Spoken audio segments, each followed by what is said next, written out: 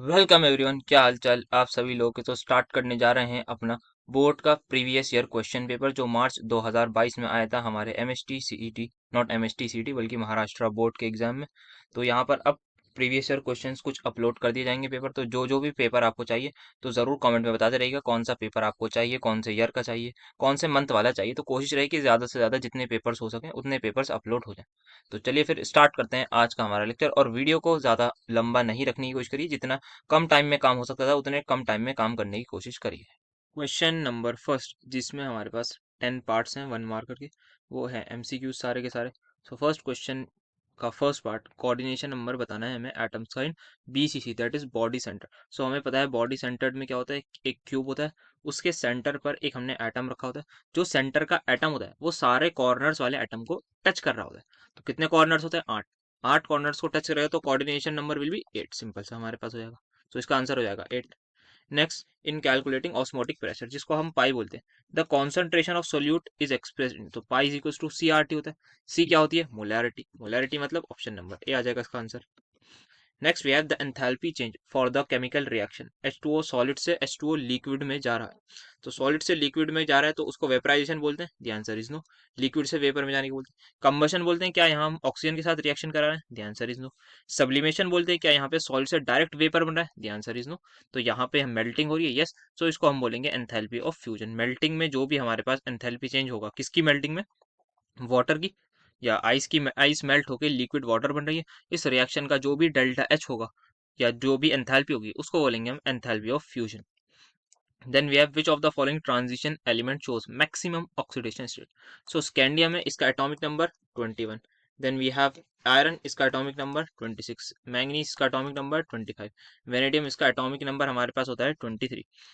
तो यहाँ पर मैक्सिमम जो ऑक्सीडेशन स्टेट दिखाता है वो दिखाता है हमारे पास मैंगनीज, बिकॉज ये +2 से +7 तक शो कर जाता है, क्योंकि इसके पास क्या होते हैं, D5 कॉन्फ़िगरेशन होती है। 5 अनपेयर्ड इलेक्ट्रॉन इसके पास D में होते हैं और 2 हमारे पास जो पेयर्ड होते हैं वो S में होते हैं। तो ये +2 से +7 तक दिखा सकता है। ये हमारे पास डिपेंड करती है, जो ऑक्सीडेशन स्टेट है वो डिपेंड करती है number of unpaired electrons in D में, जितने ज्यादा होंगे उतनी ज्यादा शो होती है, तभी ये +7 दिखा पाता है। क्रोमियम में सारे के सारे अनपेयर्ड होते हैं तभी वो +6 दिखा पाता है। सो दैट्स वाई हमारे पास ये होता है इनकी maximum oxidation states. Then we have correct formula for the complex, हमें बताना है सोडियम हेक्सासाइनोफेरेट। तो सबसे पहले हेक्सासाइनोफेरेट का बनाते हैं स्ट्रक्चर। हेक्सा का मतलब 6, साइनो का मतलब Cn, तो 6 साइनो आ गए। फेरेट मेरे पास आ गया Fe, तो यहाँ पे मैंने कॉम्प्लेक्स ये बना दिया। अब मुझे बताना है चार्ज क्या होगा। तो सबसे पहले सोच के बताइए, साइनाइड का क्या कॉन्ट्रीब्यूशन होता है सर? -1। एक साइनाइड का -1, कितने साइनाइड हैं? 6, तो -1 × 6 कर दूं, यस।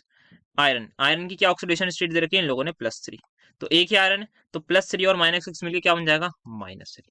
अब यहाँ पर आप कर लीजिए क्रिस क्रॉस मेथड। सोडियम होता है +1 और ये आ गया आपके पास दिस 3 ये आपने क्रिस क्रॉस कर लिया तो आपका बन जाएगा Na3FeCN6। Na3FeCN6 ये आ जाएगा आपका answer. Next we have isopropyl benzene on air oxidation followed by decomposition. तो ये मैंने बना दिया आइसोप्रोपाइल बेंजीन, जिसको हम कहते हैं क्यूमीन भी। ये एक प्रिपरेशन ऑफ फिनॉल है हमारे पास। तो इसकी रिएक्शन जब हम कराते हैं एयर में, दैट इज ऑक्सीजन के साथ कराते हैं, देन हमारे पास सेकेंड स्टेप में हम रिएक्शन करा देते हैं किसी भी एसिड के साथ, then we will get phenol plus acetone. कैसीटोन? एसीटोन। तो यहाँ पर हमें मिलता है फिनॉल प्लस एसीटोन। तो देख लेते हैं क्या है ऑप्शन में, तो फिनॉल ही ऑप्शन नंबर ए है, यही आंसर हो जाएगा, बाकी हमारे पास दोनों नहीं हो। The name of nano particle which act as highly effective bacterial disinfectant in water, ये हमारे पास होता है सिल्वर। तो सिंपल थ्योरेटिकल क्वेश्चन है जो याद होना चाहिए। Next we have react acid anhydride on reaction with primary amine. तो एसिड एनहाइड्राइड अगर मैं एक बनाऊं तो ये मेरी एक एसिड एनहाइड्राइड आ जाएगी। इसकी रिएक्शन अगर हम करा रहे हैं अपनी अमाइन के साथ, so what we'll get exactly, हमें यहाँ पर मिलता है RNHCOCH3 मिल जाता है। ये हमारा मेजर प्रोडक्ट हमें देखने को मिलेगा। सो दिस इज बेसिकली मेरे पास क्या हो जाएगा, ये हमारे पास होता है एक अमाइड। तो यहाँ पर हमें मिलेगा एक amide. So this is my amide. तो अमाइड हमारे पास आंसर आएगा। नेक्स्ट हमारे पास स्टैंडर्ड रिडक्शन पोटेंशियल हमें बताना है। तो यहाँ पर मैं देखूँ ये है CD किस में कन्वर्ट हो रहा है? CD2 पॉजिटिव में। सबसे पहले इसको इसकी रिप्रेजेंटेशन फॉर्म में लिखते हैं। देन Cu2 पॉजिटिव किस में कन्वर्ट हो रहा है? Cu में। तो यहाँ पर क्या हो रही है, ये हमारी हो रही है ऑक्सीडेशन, तो ये क्या हुई? एनोड। तो मतलब हमें एनोड का पोटेंशियल दे रखा है और यहाँ पे क्या हो रही है? रिडक्शन। रिडक्शन कहाँ पर होती है? कैथोड पर। तो कैथोड ये होगी हमारे पास। एनोड का जो पोटेंशियल है वो दे रखा है -0.403, कैथोड का दे रखा है 0.334। So we know the formula, जब हमें ई नॉट सेल निकालना होता है तो E naught reduction potential of cathode minus anode, cathode का हो जाएगा ये माइनस एनोड का हो जाएगा ये। तो पॉजिटिव में जो भी 7 वाला आंसर है वो हमारे पास हो जाएगा, तो option number B is going to be the answer. Next we have value बतानी है हमें एच पॉजिटिव आयन की, एसिटिक एसिड दे रखा है। तो ये मेरे पास आ गया एसिटिक एसिड, ये जब वाटर में डिसोशिएट होगा so it will get dissociated like this, ठीक है। यहाँ पर हमें बतानी है H3O पॉजिटिव की कॉन्सेंट्रेशन, तो हमें पता है वो किसके इक्वल होती है, C इंटू एल्फा के। Alpha is the degree of dissociation, और हमें ये भी पता है जो Ka की वैल्यू है वो इक्वल होती है C अल्फा स्क्वायर की। तो अल्फा की वैल्यू यहाँ से क्या आ जाएगी डायरेक्टली, Ka/C अंडर रूट। मैं जैसे ही वैल्यू यहाँ पर अल्फा की पुट करूंगा तो H3O पॉजिटिव की जो वैल्यू आएगी that will come out as under root Ka into C के इक्वल। तो Ka दे रखा है 1.8 into 10⁻⁻⁵। C is the initial concentration of acid जो हमें यहाँ पर दे रखी है 0.001 मोलर, मतलब 10⁻³ का अंडर रूट। सो मैं 10 इसको सॉल्व करने की कोशिश करूँ तो 18/10 आ जाएगा इंटू 10⁻⁻8 का अंडर रूट आ जाएगा, ठीक है। Then I can solve this, तो बाहर निकाल लेता हूँ मैं 10⁻⁻4 इंटू अंदर बचेगा मेरे पास 9/5। 9 को बाहर ले लूँ तो यहाँ पर आ जाएगा 3, तो 9 को मैं डायरेक्टली बाहर ले लेता हूँ, और नीचे आएगा √5, तो √5/3 अगर इसको कैलकुलेट करें 3/√5, तो √5 जो वैल्यू होगी वो 2 पॉइंट समथिंग होगी, वो 2 पॉइंट समथिंग होगी। यहाँ पे अप्रोक्सीमेट कैलकुलेशन से कर सकते हो, तो 2 पॉइंट समथिंग होगी, मतलब जो भी आंसर आएगा वो 1 से थोड़ा सा बढ़ाएगा, तो सारे 1.34 हैं, तो एक ही ऑप्शन बैठेगा क्योंकि 10⁻⁻4 हमने निकाल लिया। तो देखते हैं यहाँ पर 10⁻⁻4 है, तो यही हमारे पास आंसर हो जाएगा। तो एग्जैक्टली ना कैलकुलेट करते हुए भी we can calculate in approximate manner, और मैं ये भी बोल सकता था कि √1.8 जो होगा ये मेरे पास इक्वल होना चाहिए 1.3 के। क्यों? क्योंकि 1.44 का अंडर रूट में करूँ तो वो इक्वल होता है 1.2 के, सही बात है ना। अब 1.44 से बड़ा है मतलब 1.8 है, तो मतलब 1.2 से बड़ा होगा, और यहाँ पे इन्होंने ऑप्शंस भी ऐसे इजीली दे रखे हैं जिससे हमारा आंसर आ जाएगा। आंसर द फॉलोइंग क्वेश्चन, सो यहाँ पर भी वी हैव अराउंड 8 पार्ट जो सारे के सारे 1 मार्कर हैं। तो हमें प्रोडक्ट बताना है जब कोई भी एल्काइल हैलाइड रिएक्ट करता है विद सिल्वर नाइट्राइट के साथ, so what we will get is will actually get this, that is nitro alkane, plus यहाँ पे AgX as it is release हो जाता है। So what is this, this is our nitro alkane will be form जब भी हमारे पास alkyl halide react करता है with silver nitrite. Then we have to write the name of the product when acetone, acetone होता है ये, react with 2,4 dinitrophenyl hydrazine. Okay, so ये आ गया मेरे पास 2,4 डाइनाइट्रोफिनाइल हाइड्रोजीन हमें बनाना है। तो 1 2 यहाँ पर आ जाएगा, आई थिंक एक नाइट्रो, और एक यहाँ पर आ जाएगा। तो इसकी रिएक्शन जब हम कराते हैं तो हमें पता है यहाँ पे सिंपल सा वाटर निकालना होता है। The product is going to be this, और ये क्या बन जाता है, बस हाइड्राजीन की जगह हमें यहाँ पर करना है इसको hydrazone. So the name of the product is simply going to be 2,4 dinitrophenyl hydrazone। Hydrazine का हो जाएगा हाइड्रासोन।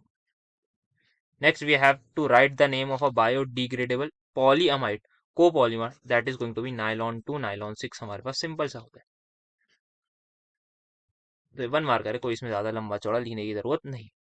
Then we have to tell the molecularity of the following elementary reaction. तो मॉलिक्यूलैरिटी सिंपली मतलब कितने नंबर ऑफ मॉलिक्यूल्स रिएक्ट कर रहे हैं, कितने कर रहे हैं। एक मॉलिक्यूल NO का है, एक मॉलिक्यूल O3 का है, so the molecularity of this reaction is going to be 2, तो 2 हो जाएगी इसकी molecularity. Then we have to write the action of selenium on magnesium, तो इसकी रिएक्शन हम कराएंगे, so we will get simply magnesium selenide हमें यहाँ पर मिलता है। जैसे ये हमारे पास कौन से ग्रुप का होता है, ये ऑक्सीजन के ग्रुप का है ना, तो ऑक्सीजन सल्फर ऐसी, तो जैसे मैग्नीशियम प्लस ऑक्सीजन करते हैं तो MgO मिलता है। वैसे ही अगर हम सेलेनियम से कराते हैं तो मैग्नीशियम सेलेनाइड हमें मिलता है, जैसे मैग्नीशियम ऑक्साइड वैसे मैग्नीशियम सेलेनाइड हमें यहाँ पर मिलता है। Then write the name of isomerism, ये कॉम्प्लेक्सिस में हो रहा है। सो यहाँ पर हम देख सकते हैं यहाँ पर NH4 है किसके साथ, कॉपर के, यहाँ पर Cl4 है किसके साथ, कॉपर के। देन यहाँ पर देखें Cl4 प्लेटिनम के, NH3 प्लेटिनम के साथ है। तो यहाँ पर क्या हो रहा है, लिगेंड्स जो है वो हमारे पास एक्सचेंज ऑफ लिगेंड्स हो रहा है between cationic and anionic sphere. ये कैटायनिक स्फीयर था पहले, तभी पहले लिखा गया है। यहाँ पर जो भी नेट चार्ज होगा वो पॉजिटिव होगा, वो नेगेटिव होगा। अब एनायनिक वाला जो था ये आ गया कैटायनिक में, जो कैटायनिक वाला था वो चला गया एनायनिक में। तो ऐसे आइसोमेरिज्म को व्हील से कोऑर्डिनेशन आइसोमेरिज्म, ऐसे आइसोमेरिज्म को हम कहते हैं coordination isomerism. Write the name of the alloy use in Fischer Tropsch process in the synthesis of gasoline. तो यहाँ पर जो हमारे पास यूज होता है that is cobalt TH। TH is use for thorium. तो यहाँ पर कोबाल्ट थोरियम एलॉय यूज हमारे पास होता है, cobalt thorium. This alloy is being used in the synthesis of gasoline.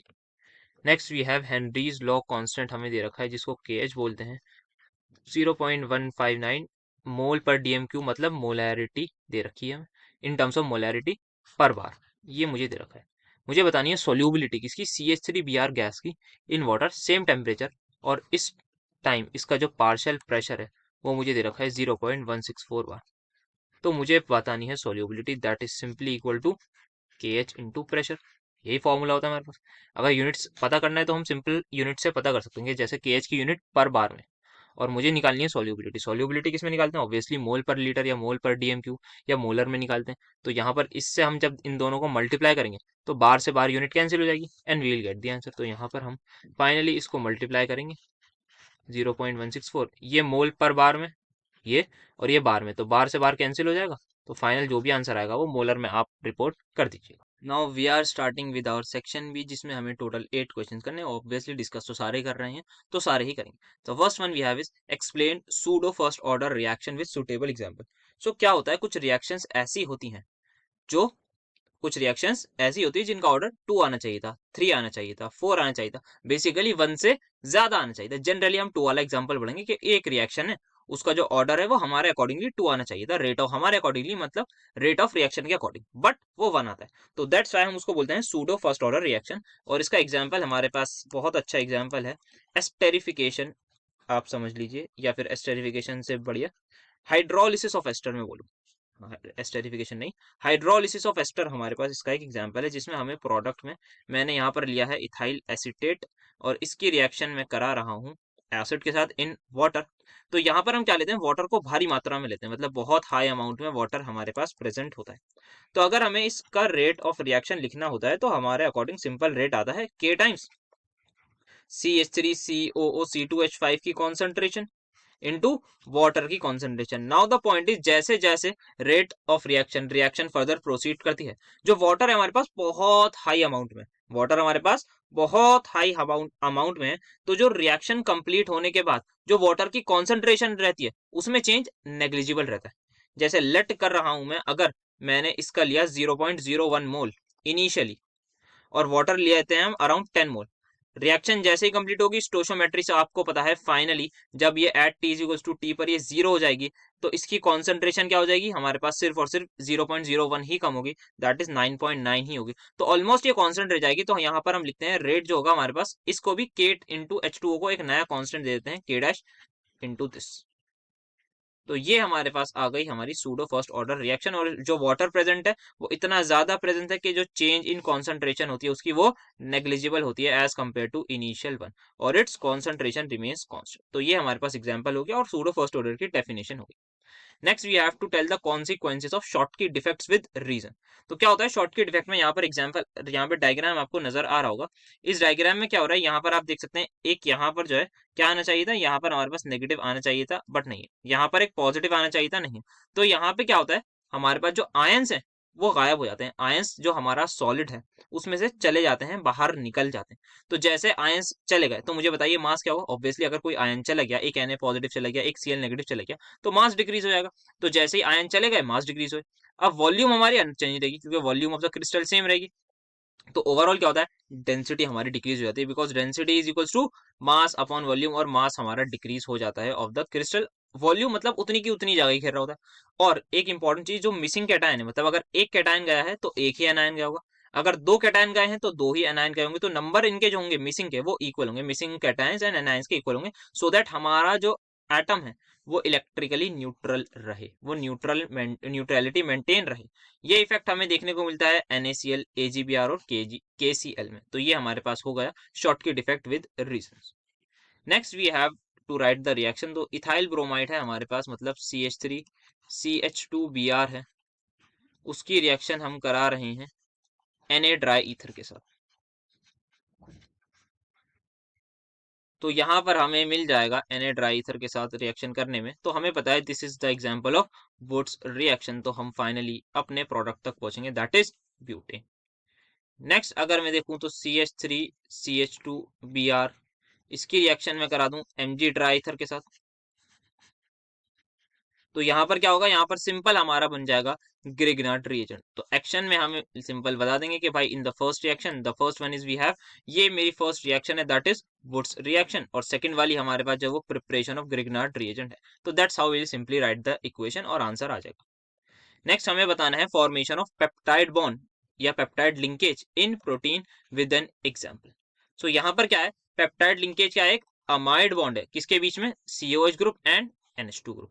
COH basically हमारे पास जो है कार्बोक्सिलिक एसिड है, NH2 जो है हमारे पास दैट इज अमाइन है। तो यहाँ पर क्या होता है, अगर मैं इन शॉर्ट थोड़ा सा दिखाऊं तो ये COOH और ये NH2 है हमारे पास ये, और यहाँ पर ये ग्रुप अटैच होगा। तो यहाँ पर OH कार्बोक्सिलिक एसिड से, H हमारे पास जो अमाइन ग्रुप है वहां से निकल जाता है, वहां से हमारे पास रिलीज हो जाता है और वाटर रिलीज हो जाता है और ये एक अमाइड बॉन्ड फॉर्म हो जाता है। तो यहाँ पे क्या होता है, reaction between two molecules of similar हो सकते हैं या डिफरेंट अमाइनो एसिड्स हम ले सकते हैं। उनका क्या करते हैं, हम कंबाइन कर देते हैं। एक मॉलिक्यूल का कार्बोक्सिलिक एसिड जो है वो रिएक्ट कर जाता है दूसरे के अमाइनो ग्रुप के साथ। इससे क्या होगा, वाटर मॉलिक्यूल का एलिमिनेशन होगा और एक पेप्टाइड बॉन्ड फॉर्म हो जाएगा, जिसको हम अमाइड बॉन्ड भी प्यार से बोलते हैं। अमाइड बॉन्ड प्यार से नहीं, अमाइड बॉन्ड होता ही है। तो यहाँ पर एक एग्जाम्पल जैसे हमें दे रखा है, ये हमारे पास है ग्लाइसिन। ग्लाइसिन क्या है, एक अमाइनो एसिड है। इसकी रिएक्शन हम करा रहे हैं एलानीन के साथ, तो हमें एक मिल रहा है यहाँ पर पेप्टाइड बॉन्ड बन रहा है। बेसिकली एक डाई पेप्टाइड फॉर्म होता है, जब भी एक पेप्टाइड बॉन्ड होगा तो डाई पेप्टाइड हमारे पास, इसको हम बोलेंगे जब दो अमाइनो एसिड रिएक्ट करेंगे तो हमारे पास ये बनेगा। Next we have to derive an expression to calculate molar mass of non volatile solute by osmotic pressure measurement. तो पाई पता है हमें ऑस्मोटिक प्रेशर को बोलते हैं, उसको किसके बोला था, molarity into R into T. सही बात है। क्या मैं मोलारिटी को लिख सकता हूँ number of moles divide by volume into R into T? Yes sir, बिल्कुल लिख सकते हैं।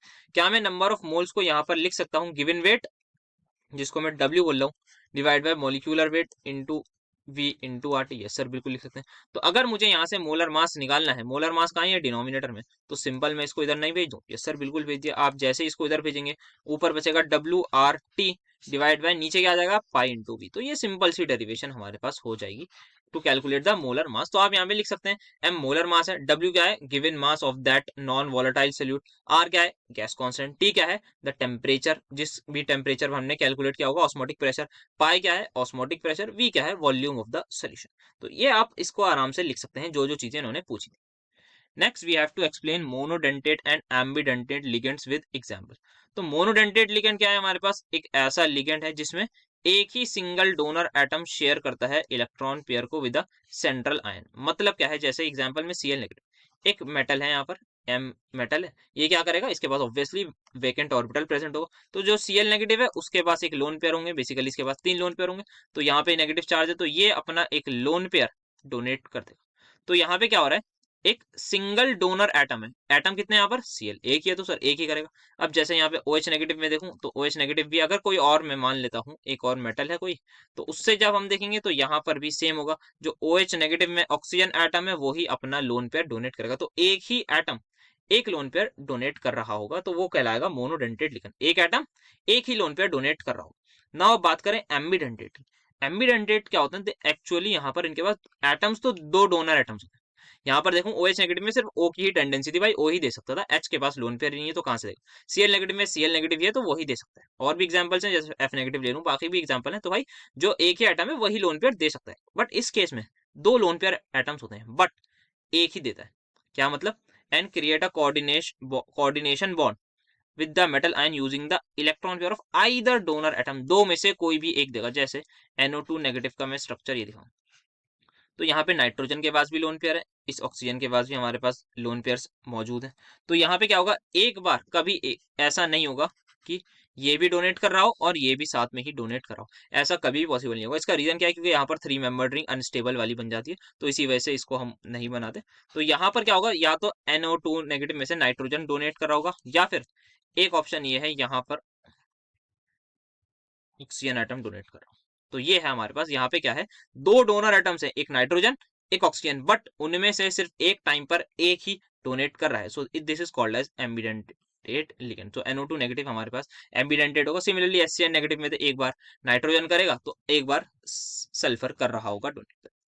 Next we have to explain the trends in the atomic properties of group 16 elements. तो इन प्रॉपर्टीज में बताना है। तो एटॉमिक रेडियाई को हर बच्चा बच्चा जानता है क्या होता है, जैसे जैसे डाउन द ग्रुप हम जाते हैं। अच्छा यहाँ पे ग्रुप की बात हो रही है, ग्रुप 16, तो डाउन द ग्रुप जैसे जैसे जाते हैं, नंबर ऑफ शेल्स इंक्रीज, तो एटॉमिक रेडियाई हमारे पास क्या होगा, ऑब्वियसली इंक्रीज होगा जैसे जैसे शेल बन रहा है। सेकंड बात करूं मैं आयनाइजेशन एंथैल्पी की, तो आयनाइजेशन एंथैल्पी में क्या होगा, जैसे जैसे मैं नीचे जा रहा हूँ साइज इंक्रीज, मतलब जो लास्ट वाला इलेक्ट्रॉन है वो न्यूक्लियस से पास हो रहा है, दूर सर दूर हो रहा है। अगर दूर हो रहा है तो न्यूक्लियस उसको अट्रैक्ट नहीं कर पाएगा, अगर न्यूक्लियस अट्रैक्ट नहीं कर पाएगा तो उसको मौका मिलता है वो बाहर चला जाएगा, मतलब कम एनर्जी में चला जाएगा। तो ionization energy down the group हमारी होती है डिक्रीज। थर्ड की अगर मैं बात करूं इलेक्ट्रोनेगेटिविटी की, तो उससे टेपो मतलब ऑक्सीजन, सल्फर, सेलेनियम, देन आ गया टेल्यूरियम, देन पोलोनियम। यहाँ पे जैसे जैसे डाउन द ग्रुप आएंगे, हमें पता है ऑक्सीजन मोस्ट इलेक्ट्रोनेगेटिव है, तो जनरल ट्रेंड में हमारे पास जो है वो हमारी इलेक्ट्रोनेगेटिविटी जो होती है वो हमारी डाउन द ग्रुप होती है decrease. Electronegativity down the group decrease होती है। इंपॉर्टेंट चीज यही इलेक्ट्रॉन गेन एंथैल्पी वाला पॉइंट, कि इलेक्ट्रॉन गेन एंथैल्पी हमारे पास डाउन द ग्रुप होती तो क्या है, डिक्रीज है। इलेक्ट्रॉन गेन एंथैल्पी जैसे जैसे हम देखेंगे डाउन द ग्रुप जाएंगे, इलेक्ट्रॉन गेन एंथैल्पी हमारे पास होती है डिक्रीज। बट एक चीज ध्यान रखनी है, अगर ऐसा है तो इसकी वजह से हमारे पास ऑक्सीजन की मैक्सिमम होनी चाहिए थी। अगर मैं बता रहा हूँ भाई कि डाउन द ग्रुप डिक्रीज हो रही है, इसका मतलब ऑक्सीजन की मैक्सिमम होनी चाहिए थी, बट ऐसा नहीं है। आपको ये चीज मेंशन करनी है कि जो सल्फर की इलेक्ट्रॉन गेन एंथैल्पी है वो ज्यादा होती है ऑक्सीजन से, क्योंकि ऑक्सीजन का जो साइज है वो स्मॉल साइज है।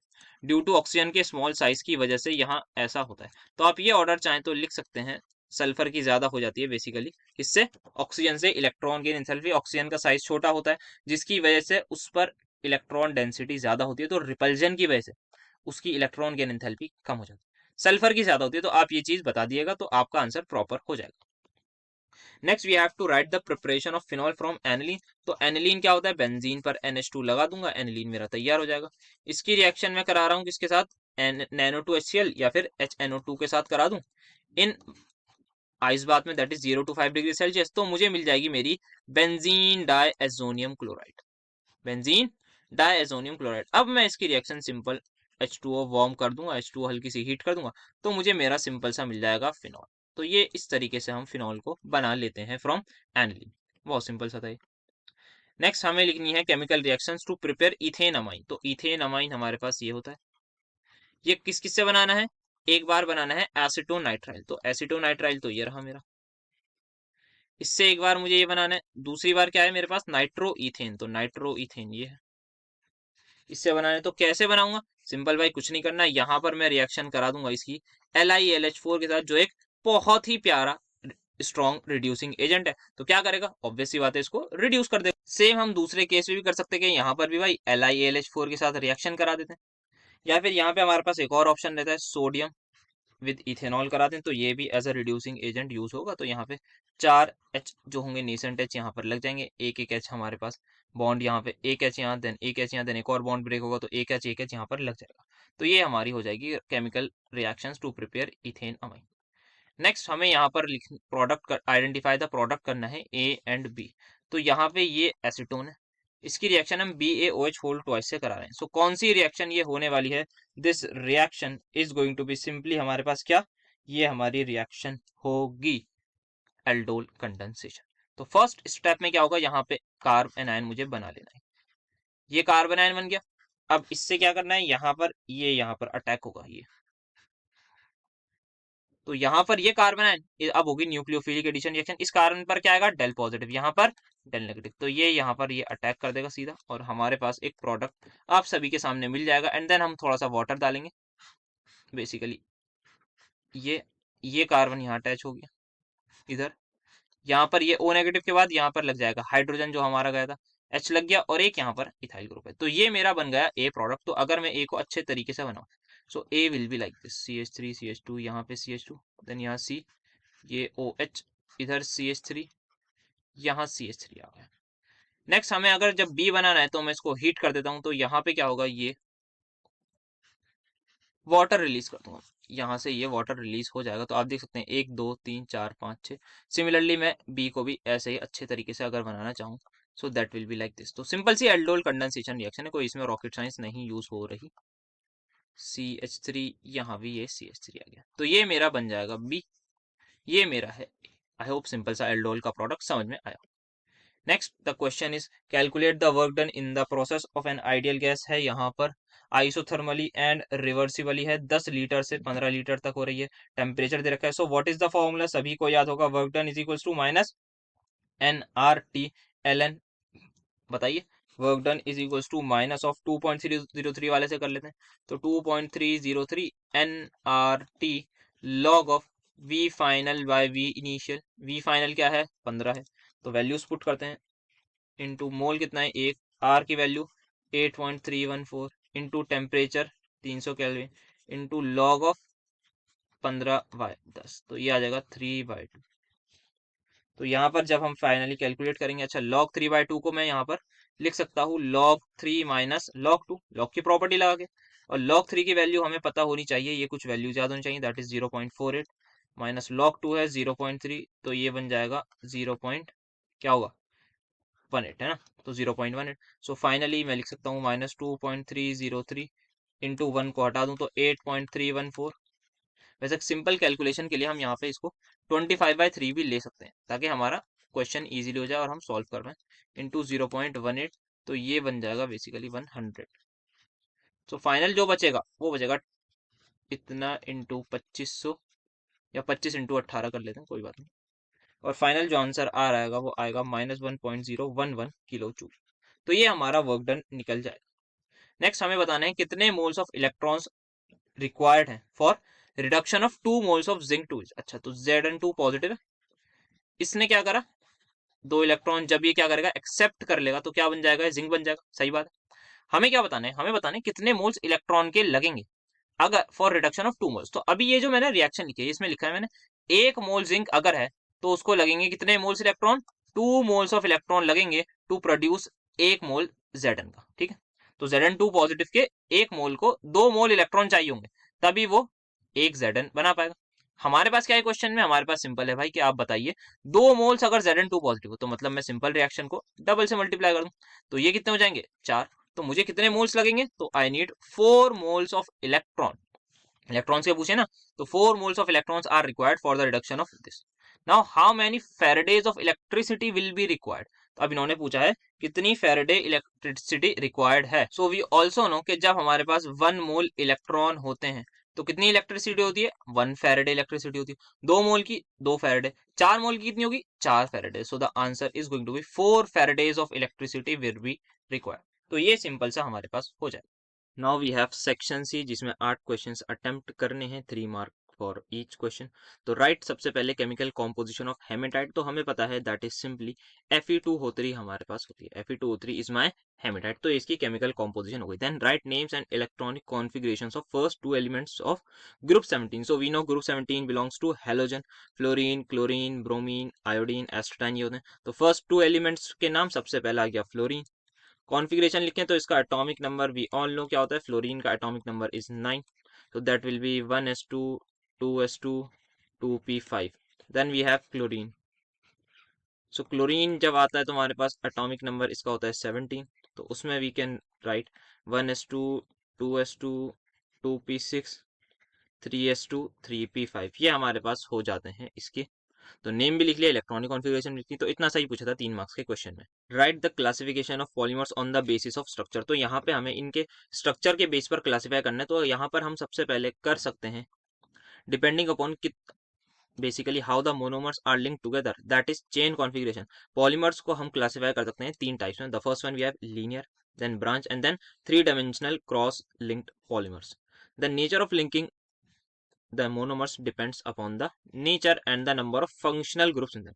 तो फंक्शनल ग्रुप्स यहाँ पे जो प्रेजेंट होते हैं हमारे पास मोनोमर्स में, उसका बहुत बड़ा रोल प्ले होता है इनकी classification. So the first one we have linear और स्ट्रेट चेन पॉलीमर्स, जिसमें हमारे पास क्या होता है, मोनोमर के मॉलिक्यूल्स जॉइंट होते हैं together in a linear arrangement. The resulting polymer जो होता है वो क्या बन जाता है, स्ट्रेट चेन पॉलीमर बन जाता है। ये कहाँ से मिलता है हमें, generally we got them from bifunctional monomers, जिसमें दो फंक्शनल ग्रुप के मोनोमर्स हों, और एल्कीन्स हमारे पास सिंपल हो। सो जैसे कि एल्कीन में मैं देख सकता हूँ इथीन होती है हमारे पास, this CH2 double bond CH2। तो जब हम यहाँ पर इसका मोनो बेसिकली इसकी पॉलीमराइजेशन कराते हैं तो ये CH रेडिकल, यहाँ CH रेडिकल बन जाता है, और यहाँ पे इसके N मॉलिक्यूल्स फिर आपस में कंबाइन करके बहुत ही ज्यादा एक स्ट्रेट लॉन्ग चेन का हमारे पास पॉलीमर तैयार कर देते हैं। Then we have branch chain. तो ब्रांच में हमारे पास क्या होता है, इसमें क्या होता है, हमारे पास तीन फंक्शनल ग्रुप्स होने चाहिए और ऑलरेडी हैविंग साइड चेन। तो एक ऑलरेडी साइड चेन प्रेजेंट होनी चाहिए to give this branch polymer. Example में हमारे पास क्या आता है, इसमें लो डेंसिटी पॉलीथीन, एंड यहाँ पर we have PVC that is polyvinyl chloride, and high density polythene. तो यहाँ पर हम देख सकते हैं ए दैट इज ये स्ट्रेट, आप देख सकते हैं हमारे स्ट्रेट चेन पॉलीमर से। बी वाले जो थे हमारे पास वो हैं ब्रांच चेन पॉलीमर। सी वाले जो है हमारे पास वो हैं क्रॉस लिंक्ड पॉलीमर। तो थर्ड टाइप ऑफ अरेंजमेंट जो हम देख सकते हैं is said to be cross linked है हमारे पास, और नेटवर्क पॉलीमर्स, जहां पर क्या होता है, क्रॉस लिंक्स फॉर्म होते हैं between linear chains as shown हमारे पास फिगर में। और ये किस वजह से होता है, बिकॉज ऑफ एक से ज्यादा जब पॉलीफंक्शनल ग्रुप मोनोमर्स हमारे पास प्रेजेंट होते हैं, जैसे कि बेकलाइट, मेलामाइन। सो यहाँ पर here you can see this is my, देख सकते हैं यहाँ पर आप, ये पूरी एक लीनियर चेन है। इस लीनियर चेन में ये एक और लीनियर चेन है, इसमें क्या है, यहाँ पर ब्रांच जुड़ी हुई है, एंड देन फाइनली यहाँ पर इन इसमें भी एक और ब्रांच, यहाँ पे भी ब्रांच। तो यहाँ पे मल्टी ब्रांचेस हमारे पास प्रेजेंट हो रही है। तो इस तरीके का ये हमारा स्ट्रक्चर होता है in case of cross link polymer. Then we have to define green chemistry, write, two disadvantages of nano technology. तो ग्रीन केमिस्ट्री सिंपल है भाई, केमिस्ट्री क्या होती है, केमिकल्स का यूज वगैरह करते हैं, उससे क्या होता है, हमारे पास पोल्यूशन वगैरह होने के चांसेस होते हैं, हार्मफुल केमिकल्स होते हैं। ग्रीन का मतलब कोई चीज अच्छी, जो हम एवरग्रीन सॉर्ट ऑफ फॉरेस्ट। तो हम क्या कर रहे हैं, यहाँ पर यूज कर रहे हैं केमिस्ट्री को फॉर अच्छे पर्पस के लिए, like pollution prevention by environmentally conscious design of chemical products. ऐसे प्रोडक्ट्स हम बनाएंगे जो इन्वायरमेंट फ्रेंडली हो, जो क्या करें, रिड्यूस करें और एलिमिनेट कर दें जनरेशन ऑफ हैजार्डस सब्सटेंसेस, जो हार्मफुल टॉक्सिक सब्सटेंसेस होते हैं, उनका जो हमारे पास एलिमिनेशन हो जाए फ्रॉम इन्वायरमेंट, उस वजह से हम यूज करते हैं ग्रीन केमिस्ट्री, या ग्रीन केमिस्ट्री वही बेसिकली है हमारे पास। इसी तरीके से हमें यूज करना है केमिस्ट्री।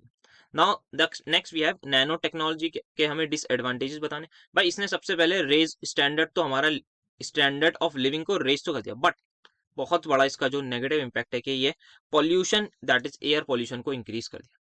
जो पॉल्यूशन कॉज किया जाता है by nano technology, that is simply called as nano pollution. This kind of pollution is very dangerous for living organism, simple सी बात है।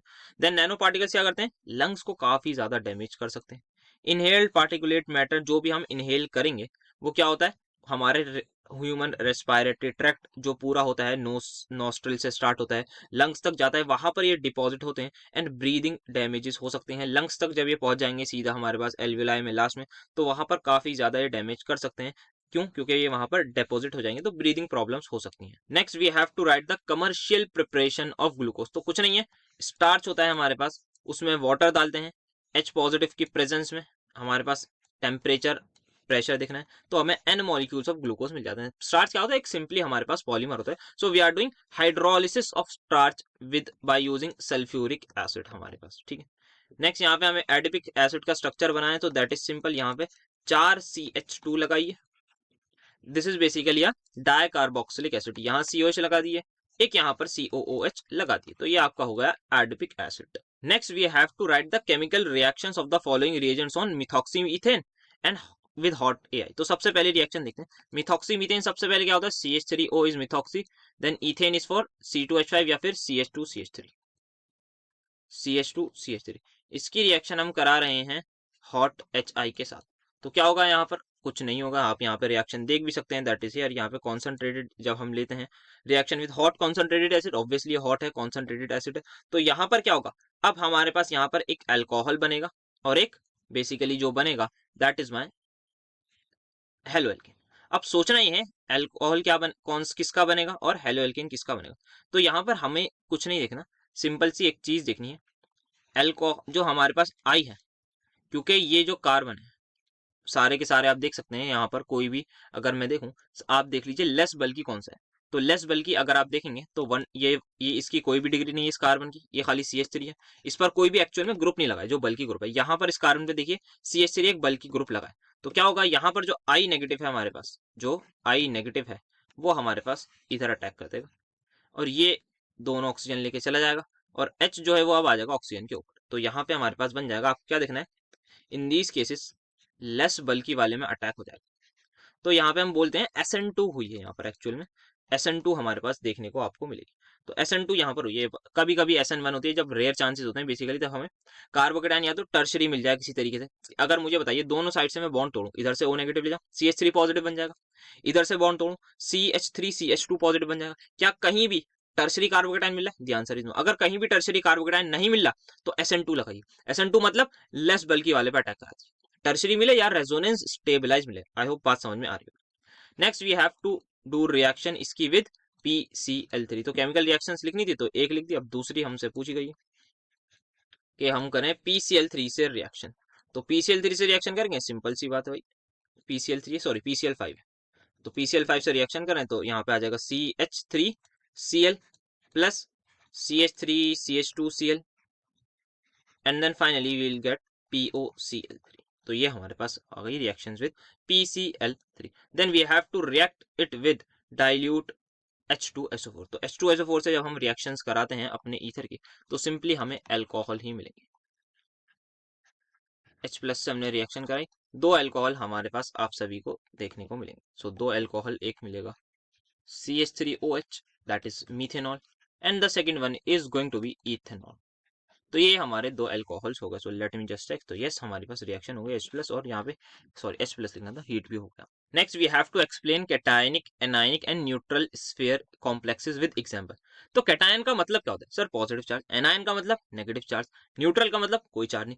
कहां पर चार्ज बात हो रही है? यहाँ पे हमारे पास जो चार्ज होगा that has to be on coordination sphere. Coordination sphere मतलब ये डब्बा जो होता है, इस डब्बे के ऊपर अगर पॉजिटिव चार्ज है तो वो कैटायनिक स्फीयर, नेगेटिव चार्ज है तो एनायनिक स्फीयर, कोई भी चार्ज नहीं है तो वो न्यूट्रल स्फीयर कॉम्प्लेक्स हमारे पास कहलाएगा। ठीक है, अब कैटायनिक चार्ज की अगर हम थोड़ी सी डेफिनेशन देखें तो क्या बोल सकते हैं हम? सिंपल कि भाई पॉजिटिवली चार्ज कोऑर्डिनेशन स्फीयर है या कोई भी कोऑर्डिनेशन कंपाउंड है जिस पर क्या है, पॉजिटिव चार्ज है। कहां पर? Coordination sphere.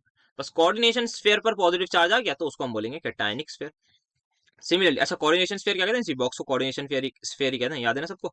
इतना तो पढ़ के आए सब। कोऑर्डिनेशन स्फीयर किसको कहते हैं? ये जो डब्बा हमारे पास होता है। नेगेटिवली चार्ज कोऑर्डिनेशन स्फीयर क्या होता है? जहां पर सिंपल सी बात है भाई, जहां पर हमारे पास जो चार्ज हो कोऑर्डिनेशन स्फीयर पर वो नेगेटिव आ जाए, so that is said to be anionic sphere complex. अब एग्जांपल्स में देखें तो कैटायनिक में हमारे पास ZnNH3 होल 4 2 पॉजिटिव। यहाँ पर भी आप देख सकते हैं जो पॉजिटिव चार्ज है कैसे इस सर यहाँ पे कैसे, ये तो न्यूट्रल दिख रहा है न्यूट्रल पर है नहीं, क्योंकि यहाँ पे हमने सल्फेट से बैलेंस कर दिया है। सल्फेट पर नेट चार्ज क्या होता है? 2-, तो इस कोऑर्डिनेशन स्फीयर पर नेट चार्ज क्या आ जाएगा? 2+। समझ में आया ना? यहाँ पर देख सकते हैं आप, यहाँ लिख रखा है, दिख रहा है भाई ये कि न्यूट्रल। कोई कहता है भाई यहाँ तो चार्ज नहीं है, भाई हाँ नहीं है, बट यहाँ पे हमने बैलेंस कर रखा है through the help of the sulphate anion. ठीक है, तो यहाँ पे अगर कैटायनिक स्फीयर की बात करें, सॉरी एनायनिक की बात करें तो NiCN होल 4 2 नेगेटिव। यहाँ पर देखें तो यहाँ पर क्या होगा भाई, यहाँ तो न्यूट्रल है तो भाई यहाँ नहीं है। के पर क्या होता है? पॉजिटिव। एक के पर अगर 1 पॉजिटिव है तो 3 के पर कितना हो जाएगा सर? 3 कहां था? ये 3 नहीं दिख रहा, तो 3 पॉजिटिव हो जाएगा। और तो यहाँ पे नेट चार्ज क्या लगा दूं? 3 नेगेटिव। बस तो यहाँ पे आप देख सकते हैं 3 नेगेटिव।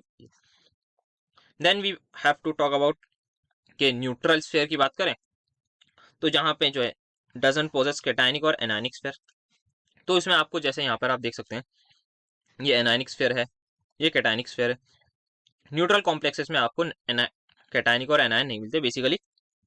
यहाँ ना ही कोई एनायन होता ना ही कोई कैटायन होता, but are neutral sphere complexes. तो ऐसा हमारे पास कोऑर्डिनेशन कॉम्प्लेक्स जिस पर कोई भी चार्ज नहीं हो that is said to be neutral sphere complex. तो ये सिंपल सा था हमारे पास।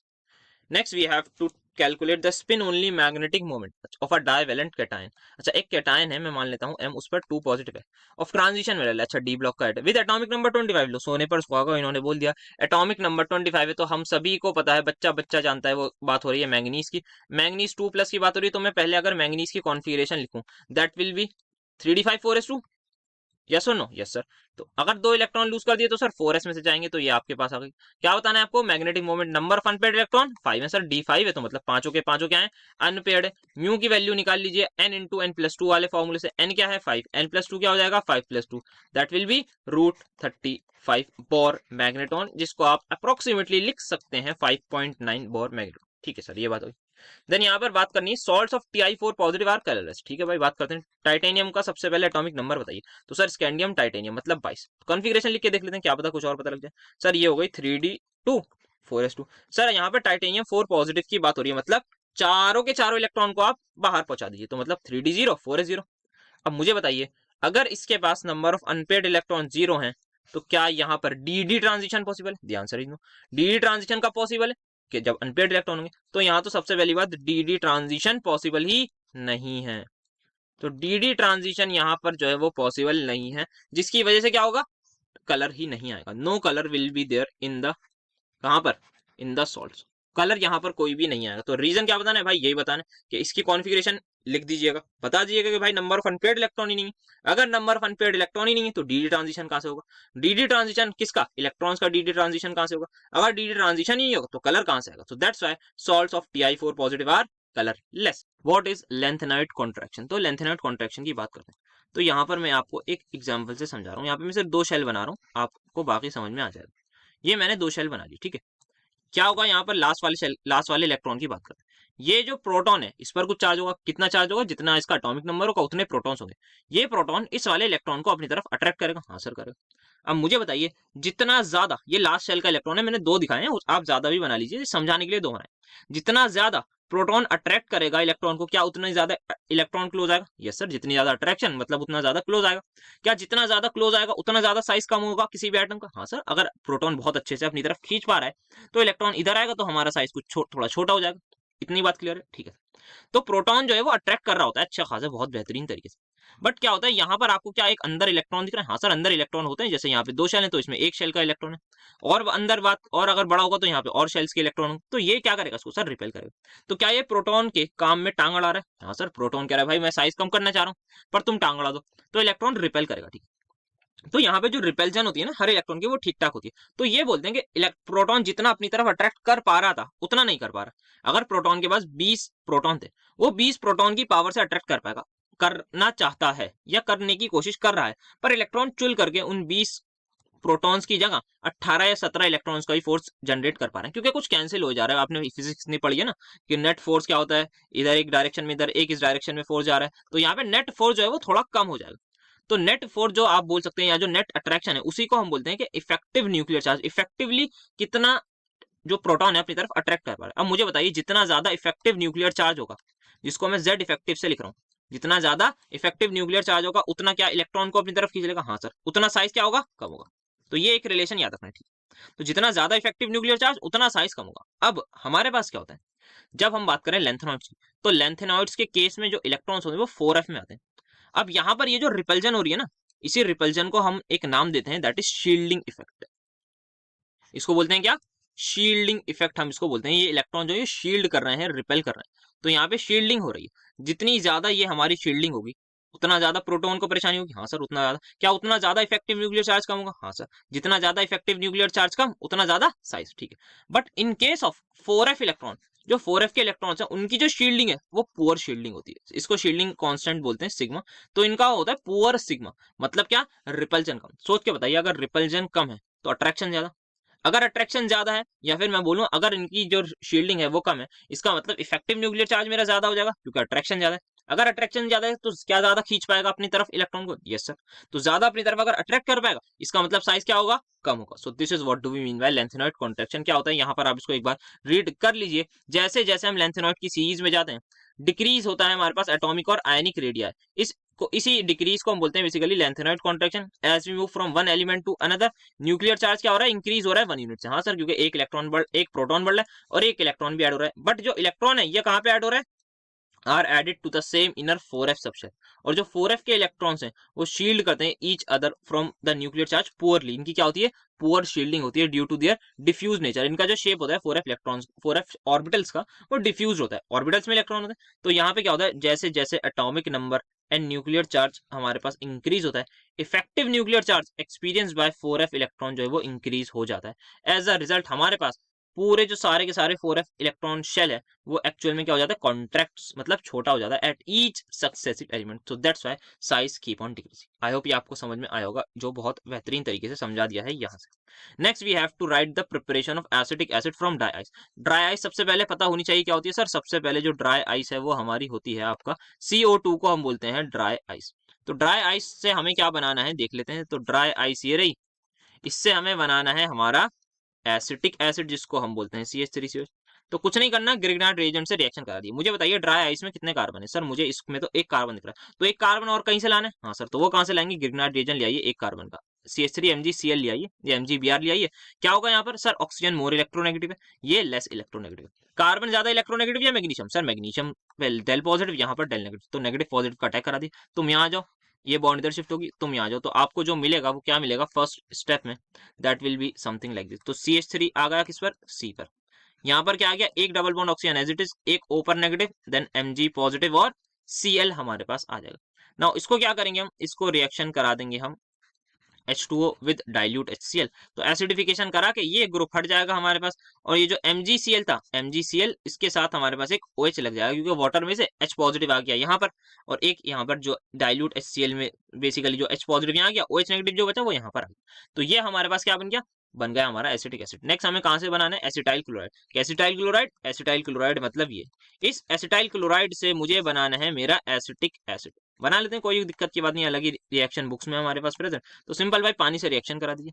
पानी से जैसे ही आप रिएक्शन कराएंगे, पानी में क्या होता है, H पॉजिटिव और OH नेगेटिव, तो OH नेगेटिव यहाँ पे अटैक कर देगा, ये बॉन्ड ऊपर शिफ्ट होगी, फिर दोबारा बॉन्ड नीचे आएगी, इस Cl नेगेटिव को बाहर पहुंचा देगी। तो Cl नेगेटिव को लात मार के बाहर जैसे ही पहुंचाएंगे, वो Cl नेगेटिव H प्लस के साथ बॉन्ड बना लेगा, तो CH3COH प्लस HCl हमारे पास यहाँ भी तैयार हो जाएगा। आई होप सिंपल सी रिएक्शन आपको समझ में आई। Now we have to write the classification of aliphatic ketone. Sir aliphatic ketone क्या होते हैं, बेसिकली जो एरोमेटिक नहीं होते। हाँ सर सिंपल सी बात है, जो एरोमेटिक नहीं होते वो एलिफेटिक होते हैं। तो कंपाउंड्स हमारे पास इन विच CO ग्रुप पता है, कार्बोनाइल ग्रुप अटैच किससे होता है, दो एल्काइल ग्रुप से होना चाहिए, that is said to be aliphatic ketone. हाँ सर, जैसे हम यहाँ देख सकते हैं, जैसे कि एसीटोन, जैसे कि ब्यूटेन टोन, जैसे कि पेंटेन टोन, पेंटेन थ्रियोन, ये सारे के सारे क्या है, एलिफेटिक कीटोन से। यहाँ पे ऑक्सो और कीटोनिक कार्बोनाइल ग्रुप इसको हम बोलते हैं। ऑक्सो जब हम यूज करते हैं IUPAC वगैरह आपने पढ़ रखा है। और R क्या है, एल्काइल ग्रुप है। आइडेंटिकल भी हो सकते हैं, डिफरेंट भी, मतलब R हो सकता है CH3 हो दोनों तरफ, हो सकता है एक तरफ CH3 हो एक तरफ CH2 CH3। अब on the basis of types of alkyl, किस तरीके के अल्काइल ग्रुप्स यहाँ पे मौजूद है, किससे, कार्बोनाइल कार्बन से बॉन्डेड है।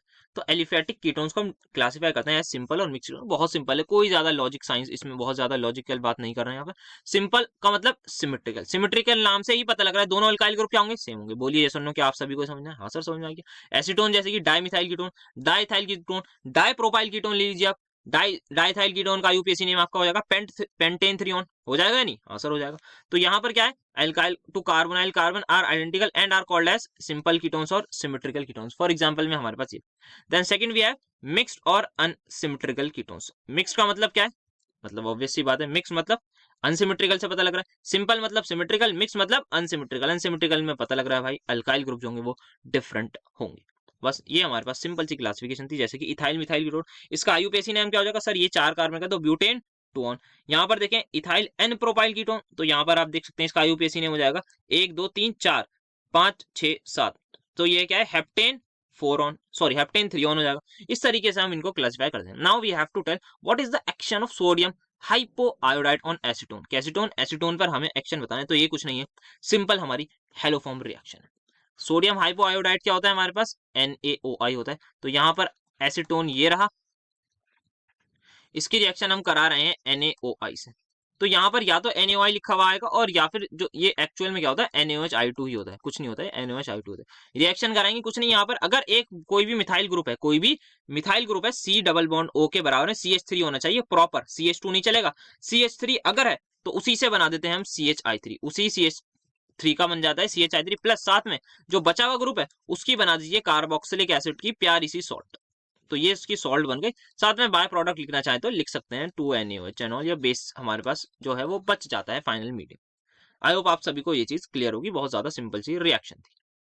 Next we have to define half life for first order reaction. First order reaction क्या होती है, रेट हमने पढ़ा है, रेट ऑफ रिएक्शन काइनेटिक्स पढ़ी है, जिसमें आर इज इक्वल्स टू के, कोई भी रिएक्टेंट होगा उसकी पावर जो होगी वो 1 होगी, तो वो हमारे पास डिनोट करेगी कि यहाँ पर ये जो रिएक्शन है that is my first order reaction. Half life क्या होगी, हाफ लाइफ का मतलब क्या है, आधी रिएक्शन होगी, कुछ नहीं है ज्यादा, मतलब इसका मतलब आधी रिएक्शन होगी। तो हाफ लाइफ ऑफ रिएक्शन क्या है, टाइम, कितना टाइम लगा रिएक्टेंट की कॉन्सेंट्रेशन को हाफ होने में। मतलब अगर मैंने इनिशियली लेट कर रहा हूं ए गिव्स मी बी, एक रिएक्शन है ए के, मैंने टी इज इक्वल टू 0 पर 100 मॉलिक्यूल्स लिए या 100 कॉन्सेंट्रेशन ली, 100 मोलरिटी ली, तो कोई टाइम आएगा, मान लेते हैं 50, मान लेते हैं 60 मिनट, 60 मिनट बाद मैंने देखा भाई ए के जो है वो 50 मॉलिक्यूल बचे, क्या ए की कॉन्सेंट्रेशन हाफ हो गई, बोलिए सुन, कितनी देर में हुई सर, 60 मिनट में, ये इसकी हाफ लाइफ हो जाएगी। तो 60 minute is the half life for it, ठीक है सर, ये आपने समझा दिया। अब नाउ हमें ऑब्टेन करना है expression for half life and rate constant for first order reaction. तो सबसे पहले इसको देखते हैं यहाँ पर हम किस तरीके से करेंगे। तो यहाँ पे मैं ले लेता हूँ A gives me B, initially मैं इसकी कॉन्सेंट्रेशन को कुछ मान रहा हूँ A at T is equal to 0 पर। क्या इनिशियली कोई रिएक्टेंट प्रोडक्ट में कन्वर्ट हुआ होगा, ध्यान से रीजन, तो इसकी कॉन्सेंट्रेशन 0। मान लेते हैं कुछ at time is equal to T, मतलब मेरी जो रिएक्शन है वो कुछ हो गई है, तो कुछ ए टूट गया होगा, मतलब ए ब्रेक डाउन हो गया होगा, तो ए माइनस एक्स, और ये हो गया एक्स, एक्स क्या है, ये बन गया होगा स्टोचोमेट्री से, यहाँ पे 1, यहाँ पर, ठीक है। अब यहाँ पर हम क्या कर सकते हैं, यहाँ पर अगर मुझे एट दिस पर्टिकुलर टाइम मुझे इसको लिखना है, तो मैं लिखूंगा, आप सभी को याद होगा इसका, that is my first order की इक्वेशन, के टी इज इक्वल्स टू क्या होती है बताइए, लॉग ऑफ, क्या आएगा यहाँ पर, कॉन्सेंट्रेशन किसकी, इनिशियल, इनिशियली क्या था, ए था, फाइनली क्या हो गया, ए माइनस एक्स। तो के टी इज इक्वल टू 2.303, यहाँ पे लॉग लिया है तो यहाँ पे मैं 2.303 लिख देता हूँ। यही होती है रिएक्शन हमारी फर्स्ट ऑर्डर की। नाउ अगर मैं ये बोल रहा हूँ कि ये जो मेरा टी है ये टी हाफ है, ये जो मेरा टी है ये टी हाफ है, मतलब मेरी रिएक्शन क्या हो गई, आधी हो गई।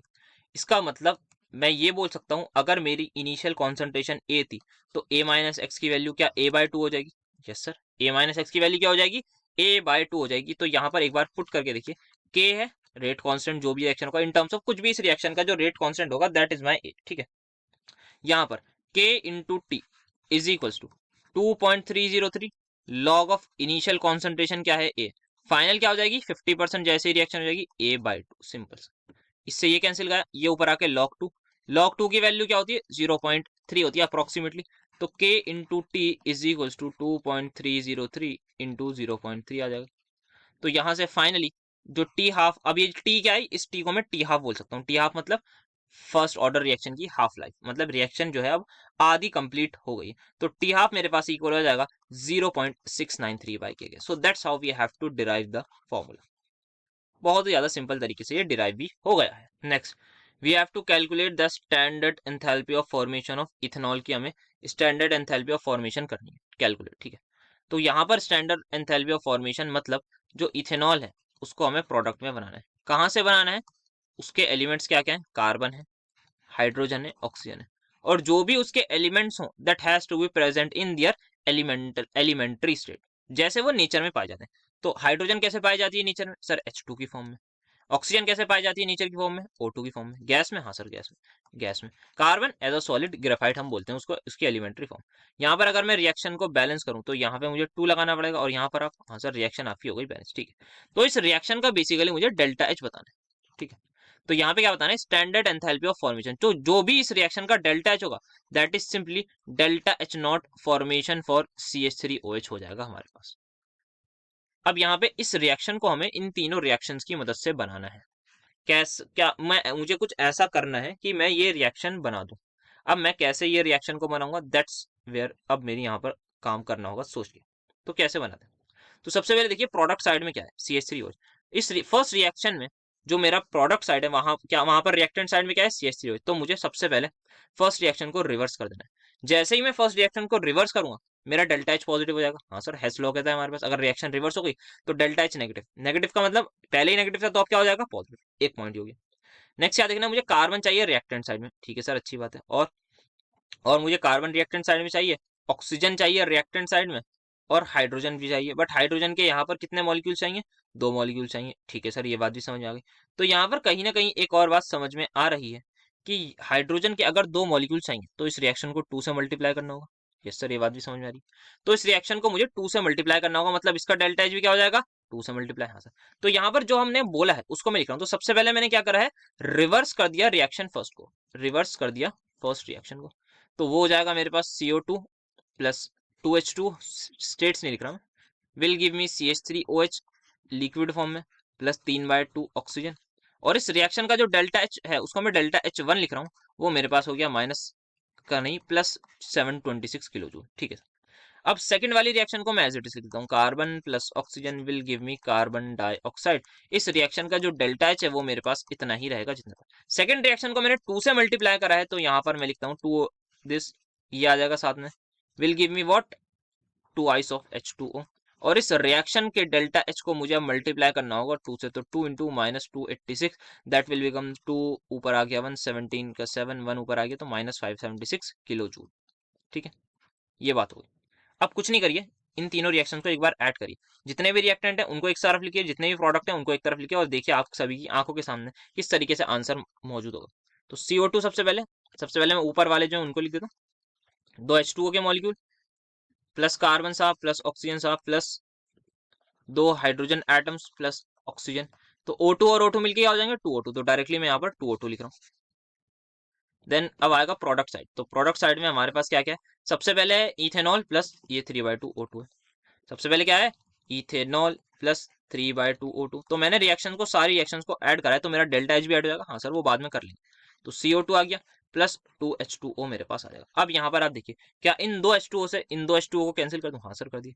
और क्या करूं, कार्बन डाइऑक्साइड से कार्बन डाइऑक्साइड को कर दूं? हाँ सर। तो रिएक्शन क्या बच रही है, C plus 2O2 plus 2H2 will give me ethanol plus 3/2 oxygen. अब ये 3/2 ऑक्सीजन जो है ये मेरे पास LHS में आके सब्ट्रैक्ट हो जाएंगे, तो मेरी जो रिएक्शन मुझे फाइनली मिल रही है that will B C plus 2H2 plus half O2 will give me CH3। क्या यही डिजायर्ड केमिकल इक्वेशन नहीं है? हाँ सर यही है। तो इसका मतलब जो भी इस रिएक्शन का मैंने डेल्टा H निकाला है, वो कैसे निकाला है, इस रिएक्शन का जो डेल्टा H होगा वो आएगा मेरे पास, इसको मैं डेल्टा H2 बोल देता हूँ, इसको मैं डेल्टा H3 बोल देता हूँ, वो मेरे पास आएगा delta H1 plus delta H2 plus delta H3 से। समझ आया? बोलिए यस और नो। यस सर बिल्कुल आ गया। तो वैल्यूज पुट करिए, 726 पॉजिटिव का प्लस 2 डेल्टा H2 आएगा मेरे पास 572 प्लस, तीसरी रिएक्शन कहाँ है, ये वाली, इसमें कुछ करा है, अच्छा इसका ये सर, ये सॉरी, ठीक है, तो ये हो गया। तो डेल्टा H2 है सर आपका 293, माइनस का 293 है, माइनस का 393 सॉरी, एक सेकेंड। तो डेल्टा H2 की वैल्यू है हमारे पास -393, डेल्टा H3 की वैल्यू है मेरे पास -572। इसको कैलकुलेट करिए, बड़ी सिंपल से हमारे पास डेल्टा H आपके सामने आ जाए। नाउ लास्ट क्वेश्चन जो इस सेक्शन का है that is we have to calculate pH of the buffer solution. pH निकालनी है इस बफर सॉल्यूशन की। तो यहाँ पर क्या है, सबसे पहले ये पता करना होगा ये एसिडिक बफर है, ये बेसिक। सर ये बेसिक बफर है क्योंकि यहाँ पर बेस दे रखा है और उसी की सॉल्ट दे रखी है। तो POH हमें पहले निकालनी होगी, दैट इज PKB से प्लस लॉग ऑफ सॉल्ट की कॉन्सेंट्रेशन डिवाइडेड बाय एसिड की कॉन्सेंट्रेशन, सॉरी बेस की कॉन्सेंट्रेशन, इस तरीके से निकालेंगे। ठीक है, नाउ अब सबसे पहले PKB आएगा सर यहाँ पे जी, PKB निकाल लेते हैं। तो PKB क्या होता है हमारे पास, माइनस लॉग KB होता है। तो इसकी वैल्यू मैं डालू माइनस लॉग 1.8 इंटू 10⁻⁻5 की, तो ये सिंपल आ जाएगा 5 -5 जो पावर है वो पीछे आती है 5 माइनस लॉग 1.8। लॉग 1.8 को क्या मैं ये लिख सकता हूँ 18/10? हाँ सर बिल्कुल लिख सकता हूँ।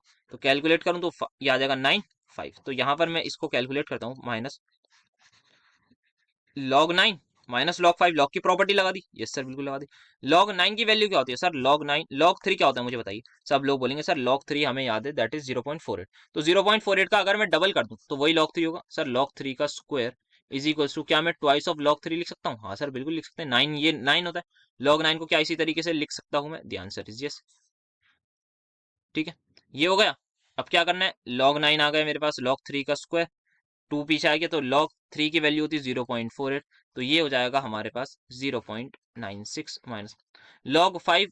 क्या करना है, log 5 को अगर हम देंगे तो log 5 हमारे पास क्या होता है 0.7, if I am not wrong 0.7 ही होता है, तो ये शायद 0.7 आ जाएगा।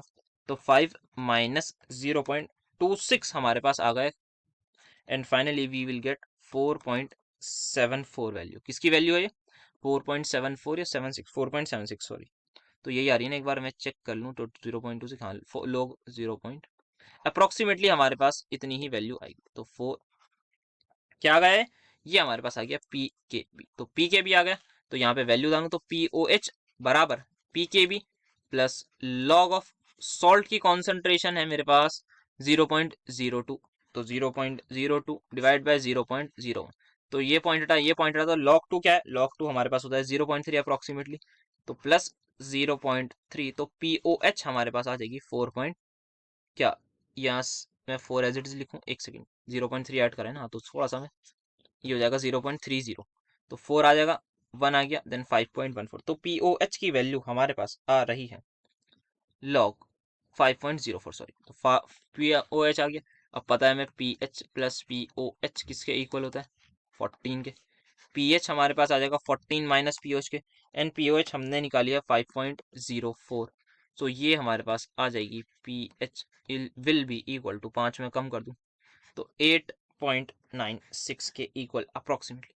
तो ये हमारे पास फाइनल आंसर हो जाएगा पीएच का, और ये सेक्शन भी कंप्लीट हो गया। Next in the last section, that is section D, यहाँ पर we have to do 3 questions, किन्हीं 4 या 5 में से, तो देखते हैं सबके सोल्यूशन। तो सबसे पहले define the following terms isotonic solution. कुछ नहीं होता भाई, हमारे पास दो सोल्यूशन है, दो मतलब दो सोल्यूशन है अलग अलग, उन दोनों का अगर ऑस्मोटिक प्रेशर सेम है तो हम बोलेंगे वो आइसोटोनिक है।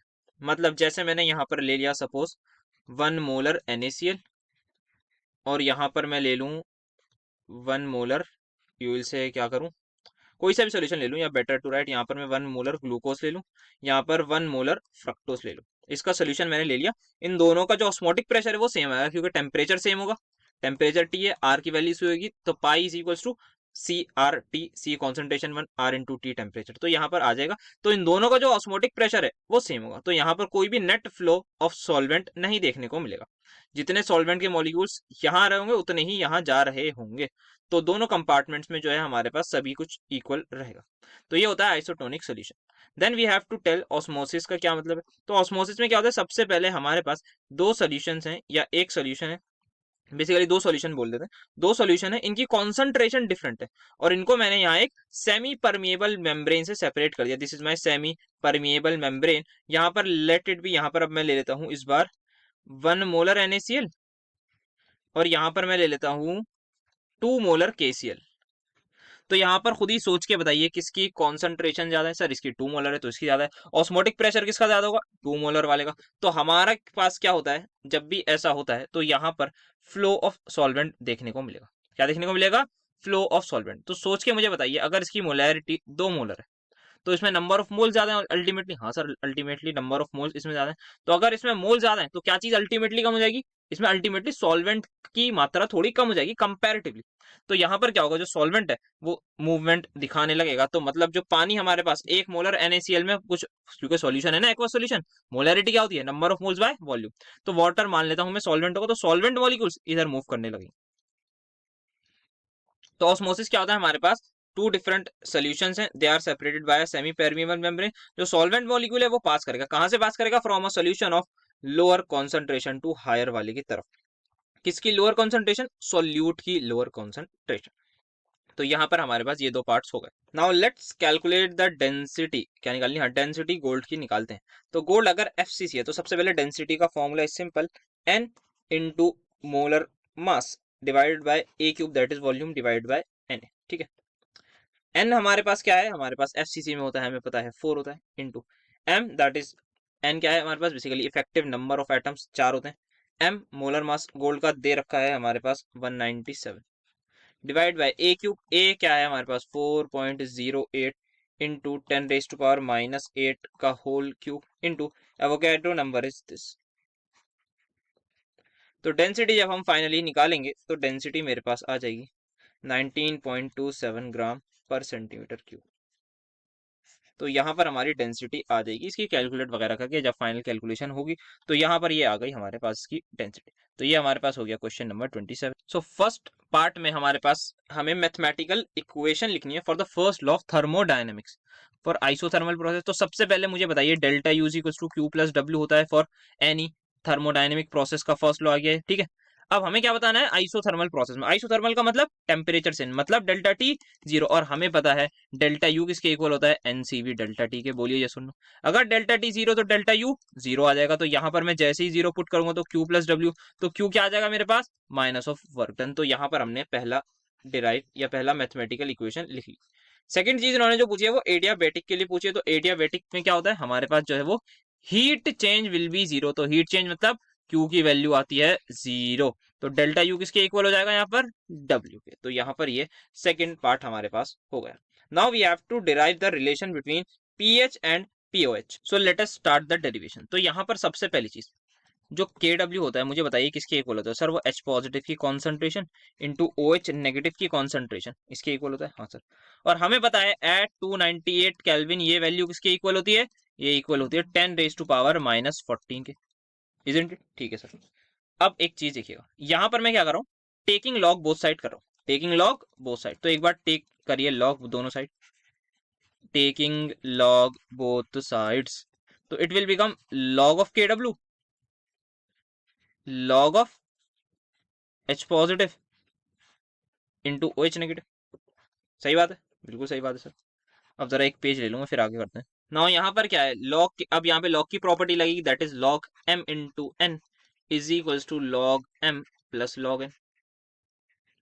तो यहाँ पर क्या लॉग के डब्ल्यू इक्वल हो जाएगा log of H positive plus log of O H negative के। हाँ सर, कुछ नहीं करना, मल्टीप्लाई कर दिए पूरी इक्वेशन को बाय -1 या नेगेटिव लगा दिया हर जगह, तो सिंपल सा ये माइनस लॉग के डब्ल्यू हो जाएगा। Yes sir, is equals to minus of log H positive ions plus, नहीं, minus log O H negative ion. मुझे बताइए माइनस ऑफ लॉग लॉग ये किसके इक्वल होता है सर, यहाँ पर आप क्या करिए, वैल्यूज पुट करिए, ज्यादा दिमाग नहीं लगाते हुए। यहाँ पर मैं कर देता हूँ माइनस लॉग के डब्ल्यू इज 10⁻⁻14, तो 10⁻⁻14 पुट कर दी। ये माइनस लॉग एच पॉजिटिव किसके इक्वल होगा सर, पीएच के। क्या मैं इसको ऐसे लिख सकता हूँ, हाँ सर बिल्कुल लिख सकते हैं, कॉमन मैथ्स है। तो पीएच प्लस क्या ये पीओएच हो जाएगा, हाँ सर पीओएच जाएगा, pH is equal to minus log H plus pOH is equal to minus log OH negative. तो यहाँ पर जब हमें पता है प्रॉपर्टी कि log A raise to power M हमारा इक्वल होता है एम टाइम्स लॉग ए के, तो ये -14 बाहर आके मल्टीप्लाई हो जाएगा किससे, माइनस लॉग 10 से, is equal to pH plus pOH, multiply हो रहा है ये। तो -14 सबसे पहले माइनस से माइनस काटा, लॉग बेस 10, और वो भी हमारे पास जब दूसरी चीज भी 10 होगी तो क्या आ जाएगा, तो हमारे पास 1 आ जाएगा। लॉग जब हमारे पास बेस 10 होती है और ये इसका हमारे पास जो कोफिशिएंट है वो 10 होता है, तो हमारे पास 1 आता है। तो 14 is equals to pH plus pOH हमारी कंप्लीट हो गई आप सभी की आंखों के सामने derivation. Next we have defined reference electrode, write functions of salvage, draw neat level diagram of SH. तो सबसे पहले रेफरेंस इलेक्ट्रोड क्या होती है, रेफरेंस इलेक्ट्रोड को हम डिफाइन करते हैं ऐसी इलेक्ट्रोड जिसका पोटेंशियल हम 0 लेते हैं और या फिर हमें एग्जैक्टली पता होता है। रेफरेंस पोटेंशियल मतलब जो हम लेते हैं इन आवर इलेक्ट्रोकेमिस्ट्री वो लेते हैं एसएचई, जिसको स्टैंडर्ड हाइड्रोजन इलेक्ट्रोड बोलते हैं, जिसका पोटेंशियल हमने क्या माना है, हमने नहीं, आईयूपीएसी ने बोला है कि इसका पोटेंशियल 0 वोल्ट लेना है। इससे क्या होता है, अगर हमें किसी भी रिडक्शन पोटेंशियल किसी भी इंडिविजुअल इलेक्ट्रोड का निकालना है तो वो हम निकाल सकते हैं जिस भी चीज में। अगर हम देखें भाई, यहाँ पे मैंने 2 सॉल्यूशन लिए, इनको मैंने डिप करा, कनेक्ट करा, यहाँ से मैंने वोल्ट मीटर लगा दिया। अब मुझे पता लग जाएगा भाई वोल्ट मीटर की रीडिंग क्या आ रही है, मान लो 1 वोल्ट आ रही है। तो क्या है ये 1 वोल्ट जो भी रीडिंग है ये पूरे सेल की पोटेंशियल है, ये पूरा ई सेल है, ई नॉट सेल है, पूरा सेल का पोटेंशियल है ये। लेकिन मुझे पता लगाना है कि भाई ये जो इलेक्ट्रोड है इसका कितना पोटेंशियल है सिर्फ, तो मैं क्या करूंगा, वहां पर एक जो है एसएचई ज्वाइन कर दूंगा। अब हमें पता है जो ई नॉट सेल होता है वो इक्वल होता है ई सेल ऑफ कैथोड, मतलब ई रिडक्शन पोटेंशियल कैथोड का माइनस ई रिडक्शन पोटेंशियल एनोड का। बोलिए ये सुन, हाँ सर। तो अगर हमारे पास ई सेल की वैल्यू आ गई 1 वोल्ट, और मान लेते हैं मैंने कैथोड पर कोई ऐसा एलिमेंट लिया है जिसका मुझे पता करना है रिडक्शन पोटेंशियल, और एनोड पर मैंने ले लिया हाइड्रोजन, तो मैं 0 पुट कर दूंगा। हाँ सर, तो यहाँ पर 0 कर दिया, तो यही हमारे पास आ जाएगा ई नॉट रिडक्शन पोटेंशियल जिसका भी मुझे निकालना है। So that's how we use SHE as a reference electrode. I hope ये चीज समझ में आई होगी। Next we have to tell the functions of salt bridge. तो क्या है ये हमारे पास, प्रोवाइड करता है electrical contact between 2 solutions, thereby completes the electrical circuit. Prevent करता है मिक्सिंग ऑफ 2 सॉल्यूशन, 2 सॉल्यूशन जो है भाई वो मिक्स ना हो, इस चीज को वो प्रिवेंट करता है। और मेंटेन रखता है इलेक्ट्रिकल न्यूट्रलिटी। तो ये 2-3 पॉइंट्स आपकी एनसीईआरटी में लिखे हुए हैं, आपकी बुक में लिखे हुए हैं, तो उसमें से आप देख लीजिएगा। नेक्स्ट वी हैव डायग्राम बनाए, तो ये डायग्राम आप यहाँ से देख के बना लीजिएगा, डायग्राम तो सीखना ही पड़ेगा। तो ये हमारे पास इस तरीके से इस क्वेश्चन को कर लेंगे। Next we have to explain metal deficiency defect with example, write chemical equation for preparation of sulphur dioxide, this write use of sulphur. ठीक है, तो सबसे पहले मेटल डेफिशिएंसी डिफेक्ट क्या होता है, नाम से क्या पता लग रहा है सर, नाम से ये पता लग रहा है मेटल की कमी हो रही है, उसकी वजह से जो भी इफेक्ट होगा उसको बोल देंगे मेटल डेफिशिएंसी इफेक्ट। बिल्कुल सही पढ़ा आपने, मतलब नाम से एकदम अच्छे तरीके से पहचाना। अब ये क्या होता है हमारे पास, सबसे पहले ये तभी पॉसिबल है जब कोई मेटल हो वो वेरिएबल ऑक्सीडेशन स्टेट शो करे। सर अब ऐसा क्यों? आइए देखते हैं। यहाँ पर आपको दिख रहा होगा निकल ऑक्साइड का एग्जाम्पल। यहाँ पर देखिए, जहां पे मैं सर्कल कर रहा हूँ, 3 निकल 2 पॉजिटिव गायब है हमारे पास। अगर नॉर्मल बात करें, एनआईओ है, एनआईओ में क्या होना चाहिए सर? दिखने में तो ये लग रहा है कि निकल 2 पॉजिटिव है और ऑक्सीजन 2 नेगेटिव है। सबको ऐसा ही लग रहा है। हाँ सर, ऐसा ही होना चाहिए। जितने निकल है उतने ही ऑक्सीजन एटम्स है। बट मेटल डेफिशिएंसी की वजह से क्या होगा यहाँ पर कि मैंने हमारे जो है 3 निकल अपनी जगह से चले गए। 3 निकल अपनी जगह से गायब हो गए। ठीक है सर, अगर 3 निकल चले गए, मुझे बताइए एक निकल पर कितना चार्ज है सर? +2 था। और 3 चले गए तो कितना चला गया सर? +6 चला गया। तो इस पर जो है, अगर 3 निकल चले गए तो NiO का जो चार्ज है वो डिसबैलेंस हो जाएगा। हाँ बिल्कुल हो जाएगा। तो अगर उसी की ओवरकम करने के लिए कुछ निकल +3 ऑक्सीडेशन स्टेट शो करेंगे। क्या हुआ इनिशियली ये हुआ सर, हमारे पास 3 निकल 2 पॉजिटिव चले गए। 3 निकल 2 पॉजिटिव चले गए तो +6 की चार्ज की कमी हो गई। तो अब वही काम क्या करेंगे, हमारे पास बाकी के 3 निकल आएंगे हमारे पास बाहर से। सॉरी, 2, ये +3 अब +6 है। कितने निकल +3 वाले लगेंगे सर? 2 लगेंगे। तो 2 Ni पॉजिटिव बाहर से आएंगे और यहाँ पर 3 की जगह कितने आए हैं? 2 आए हैं। ये बात point to be noted is 3 निकल 2 पॉजिटिव चले गए, उनकी जगह कितने आए हैं? 2 निकल पॉजिटिव आए हैं। वैकेंसी हुई या नहीं हुई सर? एक की हुई। तो यही हुई हमारे पास वैकेंसी।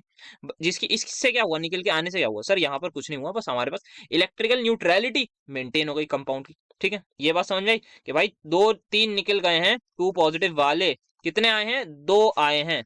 अगर ये 2 आए हैं तो कितने की कमी हो गई? 1 की कमी हो गई। आई होप ये चीज आपको समझ में आई होगी। एक बार रीड कर लेते हैं। पॉजिटिव मेटल आयंस क्या होते हैं? मिसिंग होते हैं अपने रिलेटिव से। एक्स्ट्रा नेगेटिव चार्ज किसके लिए बैलेंस होता है?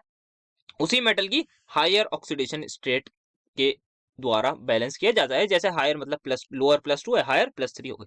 फॉर एग्जांपल यहाँ पे दे रखा है NiO में क्या है? एक निकल मिसिंग है जो क्रिएट क्या कर रहा है? वैकेंसी कर रहा है। तो जो डेफिशिएंसी है किसके? 2 पॉजिटिव चार्ज की, वो किस तरीके से हम अवेलेबल करेंगे? By the presence of 2 Ni3 positive ions at the other lattice sides, जैसा कि हमने समझा। सो कॉम्पोजिशन NiO की क्या बन जाएगी? It will become Ni 0.97O। तो इसका मतलब बेसिकली ये होता है कि यहाँ पर 97 निकल है और ऑक्सीजन एटम 100 होंगे। ये इसका मतलब होता है। ऐसा नहीं कि भाई आधा पौन निकल ले आएंगे भाई, ऐसा नहीं हो सकता। मतलब स्टोचियोमेट्री रहेगी, बट ये कॉम्पोजिशन जो है वो समवॉट नॉन स्टोचियोमेट्रिक हो जाती है जब हम होल नंबर में कैलकुलेट करते हैं, एकदम रिड्यूस फॉर्म में लाते हैं। Then we have to write chemical equation for preparation of sulphur. तो भाई बहुत सिंपल सी रिएक्शन है, S+O2 कर दो, SO2 बन जाएगा। मतलब वो होता है ना 1+1, यहाँ पे बिल्कुल सिंपल सा 1+1 11 वाला, वही चीज हुआ है यहाँ पर, समझ लो। मतलब 1+1 11 नहीं होता, पर ऐसे ही बस मैथ्स भी नहीं लग रही यहाँ पे, बस सिंपल जोड़ के लिख देना। ठीक है, तो यहाँ पर वही चीज है, इतनी सिंपल सी रिएक्शन है। Next we have to tell the uses of sulphur. तो भाई ये सब यूज होते हैं रिफाइनिंग ऑफ पेट्रोलियम शुगर में, ब्लीचिंग एंड वुल में, sorry bleaching of wool and silk में, एंटी क्लोर या डिसइंफेक्टेंट की तरह यूज हो सकते हैं, एज अ प्रिजर्वेटिव यूज हो सकते हैं, manufacturing of sulphuric acid and sodium bisulphate में यूज होते हैं। देन लिक्विड SO2 कैसे कैसे मदद करती है? एज अ सॉल्वेंट मदद करती है। Number of organic and inorganic chemicals को ये अपने अंदर डिसॉल्व कर लेती है। तो ये इनकी कुछ अच्छी बात हो गई सल्फर डाइऑक्साइड की। तो यही बताना था, हाँ यही बताना था, प्रिपरेशन बता दी। ठीक है, नेक्स्ट यहाँ पर केमिकल कन्वर्जन कुछ करने। सबसे पहला कन्वर्जन है इथाइल ब्रोमाइड, जो कि क्या होता है? ये इसका क्या बनाना है मुझे? Ethyl methyl ether. तो क्या ये इथाइल मिथाइल ईथर हो गया? यस सर हो गया।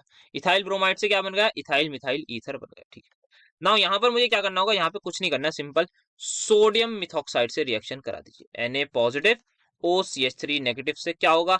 SN2 रिएक्शन मौजूद होगी। यहाँ पे OCH3 अटैक करेगा, इसको बाहर निकाल देगा, इसकी जगह घेर लेगा और बाय प्रोडक्ट में NaBr आपकी आंखों के सामने मिल जाएगा। पहला बहुत सिंपल सा कन्वर्जन हो गया। दूसरा है इथाइल ब्रोमाइड से क्या बनाना है? इथीन बनाना है। बच्चा बच्चा जानता है इस रिएक्शन को कैसे होती है, सभी लोग गली गली में बोलते हुए चलते हैं कि ये होता है एल्कोहलिक KOH की मदद से E2 एलिमिनेशन होती है। बहुत सिंपल सी रिएक्शन है, कर देंगे कन्वर्ट। ठीक है, थर्ड की बात करें तो ब्रोमोबेंजीन से टोलुइन बना रहे हैं। तो ब्रोमोबेंजीन होता है हमारे पास ये, इससे क्या बनाना है? टोलुइन बनाना है। तो टोलुइन बेंजीन पर CH3। नाउ कैसे करें ये सर? कुछ नहीं करिए, बहुत ज्यादा दिमाग नहीं लगाना, रिएक्ट करा दिए CH3Br से in presence of Na dry ether. क्या आएगा? ये वुड्स फिटिक रिएक्शन आप सभी की आंखों के सामने ये नजर आएगी। तो एक एक रेडिकल यहाँ पे क्लब हो जाएगा और अपना प्रोडक्ट हमारी आंखों के सामने तैयार हो जाएगा। Final by product as a Br2 भी मिल जाएगा। नेक्स्ट क्या करना है? Chlorobenzene to biphenyl. तो क्लोरोबेंजीन होता है ये इससे क्या बनाना है, बायफिनाइल, मतलब दो दो फिनाइल रिंग को आपस में जोड़ देना है। तो यहाँ पर भी ये कुछ ना कुछ पीछे वाली रिएक्शन जैसा ही नजर आ रहा है। यस सर, ऐसा ही बिल्कुल नजर आ रहा है। तो कुछ नहीं करिए, इसके 2 मोल लगेंगे, इसी की रिएक्शन आप करा दिए Na ड्राई ईथर में, आपको ये मिल जाएगा। यहाँ पर भी हम चाहें तो इसको देख सकते हैं किस किस तरीके से रिएक्शन हुई। ये ब्रोमोबेंजीन से टोलुइन बनाई है सोडियम ड्राई ईथर में, ये क्लोरोबेंजीन से बायफिनाइल बनाई है, 2 सोडियम ड्राई ईथर लगे। और ये हमारे पास है RX की, जब हम रिएक्शन कराते हैं NaOR से, RX क्या था यहाँ पर, C2H5 था, यहाँ पर इथाइल था, और OR डैश क्या यहाँ पे CH3 था। तो दैट्स वाई हमें यहाँ पर एक प्यारा सा ईथर मिल गया है, और बाकी तो अल्कोहलिक केओएच वाली तो बच्चा बच्चा जानता है। तो ये था हमारे पास लास्ट क्वेश्चन इस क्वेश्चन पेपर का। सो इतना ही था आज के लेक्चर के लिए। नेक्स्ट पेपर में मिलते हैं आपसे। दोस्तों के साथ शेयर करते रहिए, पढ़ाई अच्छे से करते रहिए, और जरूर बताइएगा कौन से पेपर पहले अपलोड करने। So thank you so much for attending my lecture.